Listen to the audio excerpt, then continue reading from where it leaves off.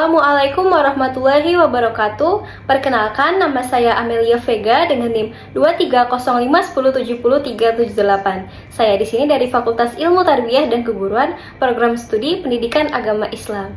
Selamat menyaksikan. Di sini saya akan menjelaskan materi pengembangan media pembelajaran pendidikan agama Islam yang berbasis ICT.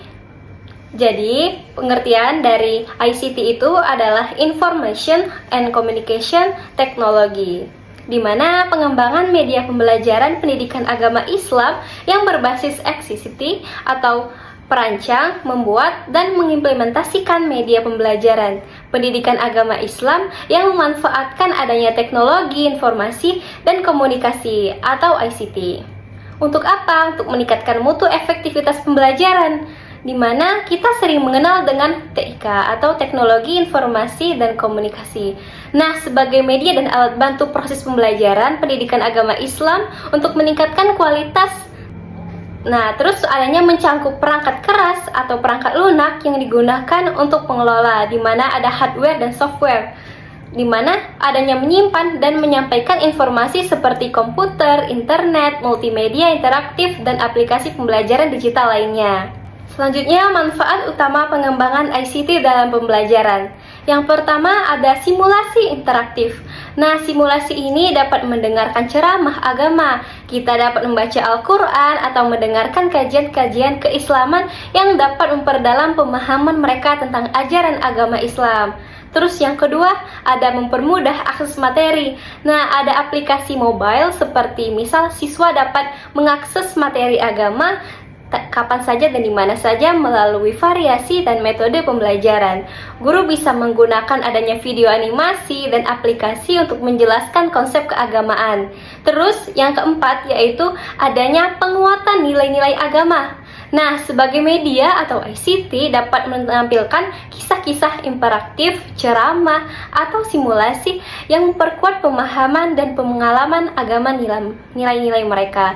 Terus yang kelima ada meningkatkan keterampilan digital siswa. Sebagai siswa, kita dapat belajar menggunakan teknologi secara positif dan produktif sesuai arahan dari kedua orang tua atau lingkungan sekitar, guru, seperti itu.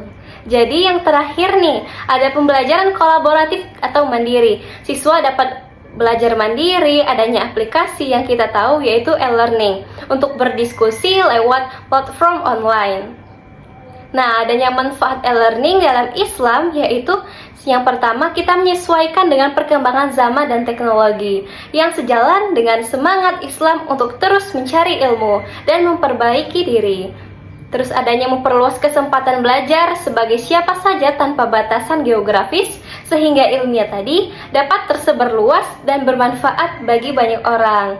Sebagai orang Islam, kita mengetahui mudarat atau kelemahan dari e-learning dalam Islam, yaitu adanya potensi kekurangan interaksi langsung antara guru dan murid yang bisa mengurangi kendala pemahaman dan pengawasannya. Resiko menyebabkan informasi yang kurang valid. Terus nih, yang selanjutnya, mudaratnya adanya ketergantungan pada teknologi yang bisa mengurangi waktu ibadah atau interaksi sosial jika kita tidak diatur dengan benar.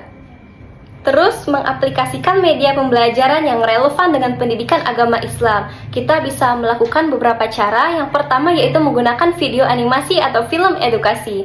Kita menggunakan video, misal nih kita menggunakan kisah para nabi, adanya nilai-nilai akhlak atau praktik ibadah. Kita bisa menampilkan di awal pembelajaran sebagai pemantik jalannya diskusi.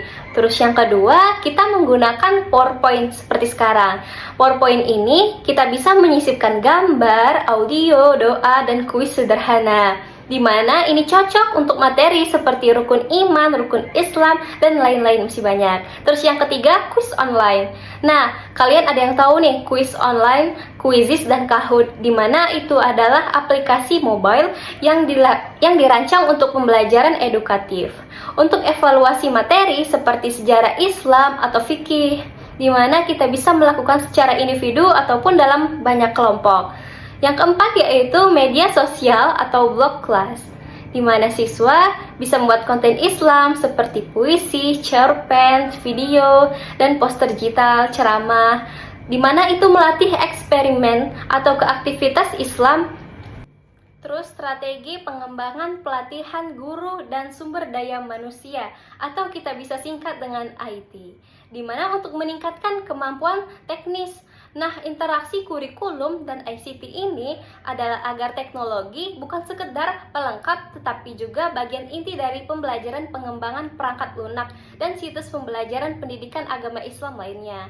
Pelatihan ini kita bisa mencangkup perangkat lunak, digital, dan pemanfaatan platform pelajaran online lainnya. Jadi intinya nih, kita adanya kolaborasi dan sinergi antara pemerintah, di mana ada akademis, dan industri, komunitas untuk pengembangan keilmuan dan pelatihan secara keberlanjutan. Jadi selanjutnya ada beberapa kendala implementasi ICT di kalangan guru, terutama di kalangan guru senior. Yang pertama, mereka kurang kemampuan teknologi. Banyak guru senior belum terbiasa menggunakan perangkat dan aplikasi digital. Terus adanya resistensi, di mana terhadap perubahan dan kecenderungan untuk mempertahankan metode konvensional nih, atau karena sudah merasa nyaman dengan metode yang lama. Terus minimnya pelatihan. Nah, kita melatih ketersediaan yang tidak disesuaikan dengan kebutuhan atau kecepatan belajar para guru. Terus selanjutnya kita tidak keterbatasan fasilitas. Tidak semua sekolah menyediakan infrastruktur untuk mendukung ICT yang memadai. Terakhir, adanya kurang dukungan pendamping. Tidak ada pendamping yang membantu secara langsung saat guru secara kesulitan. Keunggulan dari media berbasis ICT yang relevan untuk pembelajaran pendidikan agama Islam. Yang pertama, menyajikan materi abstrak secara visual. Nah, kita menyusun konsep-konsep seperti keimanan, ibadah, dan akhlak. Bisa dijelaskan melalui animasi, video, atau simulasi. Terus yang kedua ada akses sumber Islam global. Nah, apa sih maksudnya? Siswa bisa mengakses tafsir, hadis, dan ceramah dari berbagai ulama di seluruh dunia. Terus, yang ketiga, memperkaya pembelajaran interaktif. Adanya game edukasi Islam, kuis, dan simulasi ibadah yang membuat para siswa aktif dan terlibat. Yang keempat, yaitu selanjutnya mendukung pembelajaran mandiri. Nah, kita sebagai para guru bisa belajar di luar kelas dengan aplikasi atau platform e-learning yang berbasis Islam. Terus yang terakhir, ada menanamkan nilai moral terhadap nilai visual. Di mana nilai-nilai ini tadi kita menonton film pendek atau kisah teladan Nabi memperkuat karakter dan akhlak para siswa. Jadi adanya inti kesimpulan dari yang saya jelaskan materi ini, yaitu yang pertama, adanya ICT dapat meningkatkan mutu dan relevansi pendidikan agama Islam, tetapi kita harus dikelola dengan baik. Terus yang kedua, masih ada tantangan terutama dari segi sumber daya manusia, infrastruktur, dan manajemen. Terus yang terakhir, yaitu sebagai guru harus kompeten, bukan hanya mengajar, tetapi juga harus mengarahkan para siswa dalam menggunakan teknologi secara tepat dan tidak disalahgunakan. Oke, mungkin cukup sekian penyampaian dari saya. Saya ucapkan terima kasih yang telah menonton. Semoga dapat bermanfaat. Sekian dan terima kasih. Wassalamualaikum warahmatullahi wabarakatuh.